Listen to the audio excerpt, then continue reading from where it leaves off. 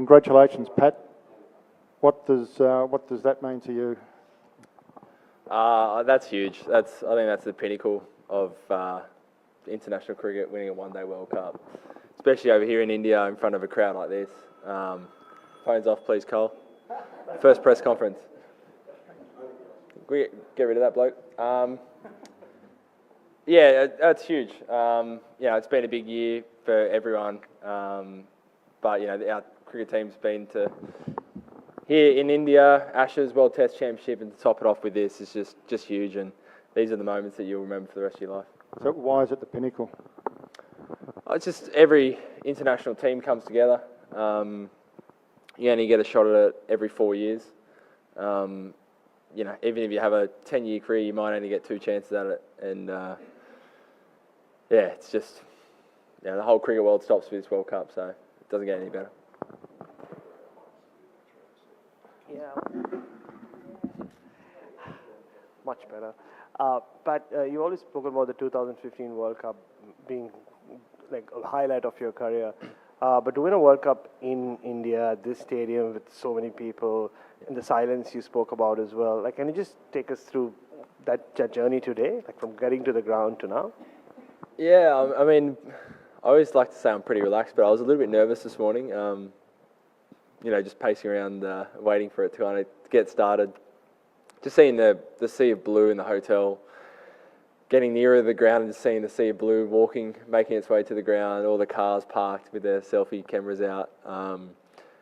You knew you were walking into something pretty special, and then to walk out, for the toss and just see 130,000 blue Indian shirts, it's an experience you'll never forget. So awesome day, and the good thing was they weren't too noisy for most of it.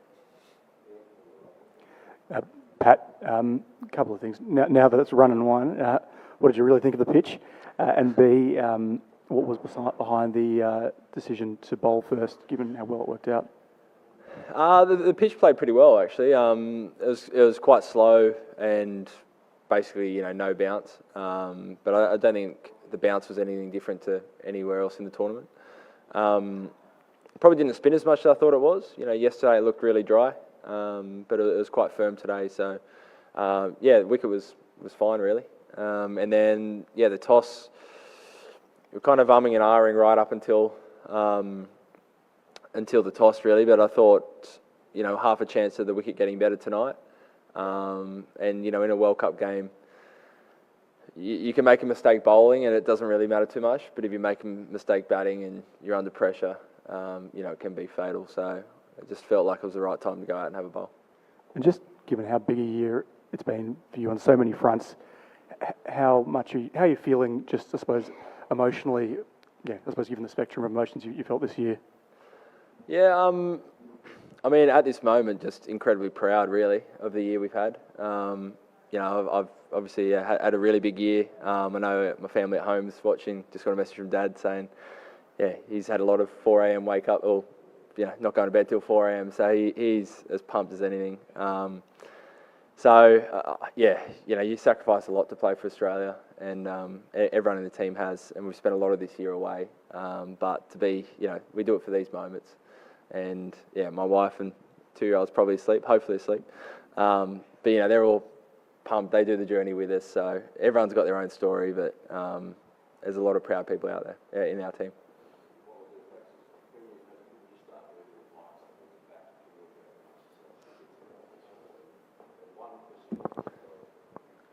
But as a leader, we saw very good leadership from you. We saw especially going back to Afghanistan when you made a good supporting role with Maxwell. How do you feel about your leadership throughout the tournament, and how do you rate Travis Head innings today? Trev Head was phenomenal. I think I said it on stage. I think a lot of credit should also go to Andrew McDonald and George Bailey, the selectors, to take a punt. He had a broken finger or broken hand for the half of the tournament, but to keep him in the squad was a huge risk. And the medical team were fantastic, obviously, to get him into a place where he could perform. So that was a big risk. I think we could have been made to look really silly if that didn't pay off, but You got to take those risks to win a tournament. And Trav, the player, we've seen in Test cricket, he epitomised everything I want out of a cricket team. He takes the game on, he plays with a smile. He just puts the pressure right back onto the opposition, and he's just great fun to be around. So I couldn't be happier for Trav. Yeah. Thanks. Pat, as Australians, you give a lot of emphasis to Test cricket and also Ashes. As a captain, you have won the World Test Championship. As a captain, you have won this World Cup. Which is the best moment, or it will come when you beat England in Ashes? England Ashes. This is no doubt a World Test Championship was huge. Like again, another 2-year campaign. But yeah, an ODI World Cup. It's just the rich history, I think, and to come over to a place like India, where you know the conditions are so different to back home. It's pretty grueling. 11 games in whatever it was, 5-6 weeks. But yeah, the way the group stuck together and got through it, and yeah, holding the medal that's the pinnacle. Pat, you touched on Trav there. Can you just kind of take us inside the humming and ahhing about whether you would pick him, or did you ever think you might leave him out? And on a similar front with Marnus, you guys left him out of an 18-man squad or whatever it was a few months ago. Can you kind of take us inside that too? Yeah, I mean, probably start with the Marnus one. We wanted to be pretty brave this World Cup. We didn't want to kind of limp into the semi-finals. We wanted to be the team that could score 400. And you saw that the way we kind of shaped up with Trav, Warner, and then and having Marshy at number 3. We wanted to be really aggressive, and then a couple of our all-rounders are obviously aggressive to finish off the innings. So we would rather fail that way. But then Marnus just showed his class, and in South Africa you had to pick him. He was fantastic, and he was playing a different style to probably what he did for the first start of his ODI career, and it was paying off. And we know he's a gun, so yeah, you had to try and find room for him. And then the Trav Head one was, we thought his World Cup was straight over. It wasn't until I think it was about the next night afterwards where Ronnie came up to me. He's like, "Haven't slept all last night. I think we're going to keep him. We're going to take the risk.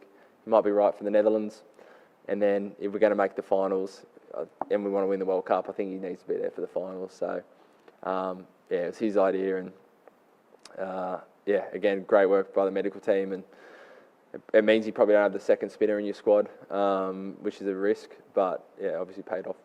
Just on today's game, when you got Virat out, is that about as sweet a moment as you've had on a cricket field? Yeah, I think so, yeah. We did take a second in the huddle just to acknowledge the silence that was going around the crowd. Yeah, it just felt like it was one of those days where it was all made for him to score another 100 like he normally does, and yeah, that was satisfying. Pat, you'll remember you went to see Bruce Springsteen, I think, during the Ashes, right at the start of the summer, to prepare for one of the days of the Ashes. What was last night's preparation? Yeah, Boss wasn't playing at Ahmedabad last night. What did we do last night? Very chilled.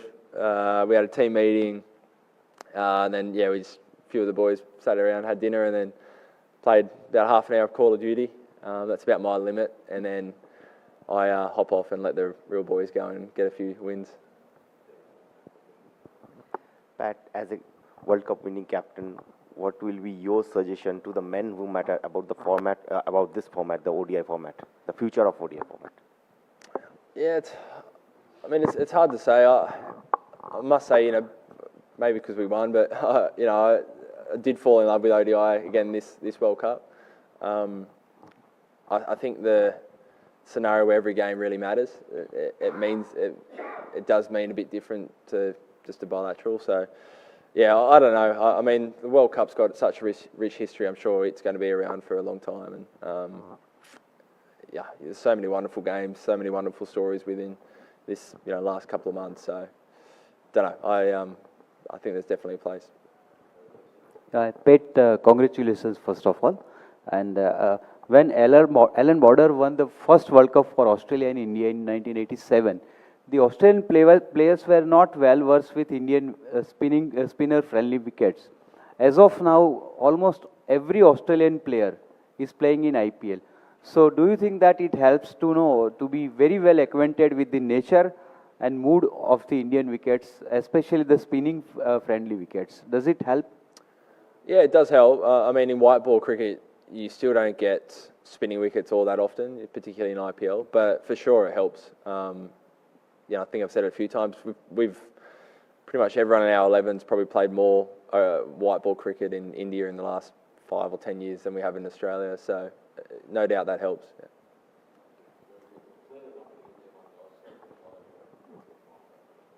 Pat, there's been a couple of years where Australia they had a really tough time and going through it, and yet you've come out, you won a World Test Championship, you now won a World Cup. Is it fair to say that Australia's back on the perch as the best side in the world? Yeah, I mean, I don't know, it's probably for others to judge that, but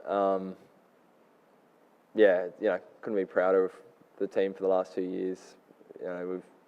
We've had some tough series, but we've won some amazing series as well, and everyone stood up, and we feel like we've got a great red ball team, and the white ball team's won 2 trophies in the last few years, so it's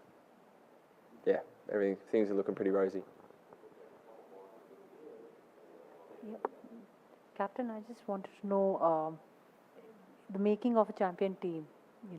You've been involved with this team for a long time. How has it been? How tough is it to go out there and do the job every time? Yeah, I mean, it's really tough because you're playing against the best teams in the world, and every team wants to achieve the same thing. So, it's really tough. I always keep saying about our team, we've got a lot of experience, and we've got many different characters, which is great. You want that in a team, but everyone buys in. Everyone does what the team needs. Everyone's there to look after each other, and I think that's something that's contributed to a few of our successes over the years. Yeah. Skipper, what was the thinking behind giving short spells to your bowlers, all 7 bowlers, except you who bowled 5 overs, 1 long spell? All other bowlers bowled either 1 over spell or 2 over spell. What was the thinking behind that? Yeah, it's, in say Test cricket, when you're trying to find a wicket, you might change some fielders and some bowling plans. Feels like in one-day cricket you don't have as many options, so we thought maybe the way to upset the rhythm rather than setting some wacky fields is to just go 1 over spells. So seemed to kind of take them an over to settle in, so we just kept going and tried pretty much everyone there for an over, and everyone did a great job, and it makes kind of sequencing in the back 10 overs a little bit easier as well when you've got plenty of resources to draw on.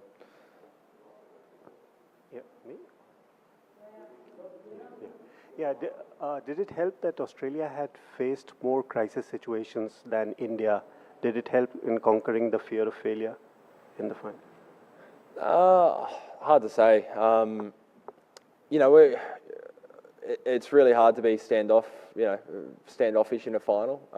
But we made it really clear in the group we're all in on making sure we weren't the team that stood off today. We wanted to take the game on, play the way that got us to the final, and maybe that comes from playing other finals before, also maybe missing out on some other finals in different tournaments. But I can't speak for the opposition, but the group today was as confident going to finals as I've seen the team.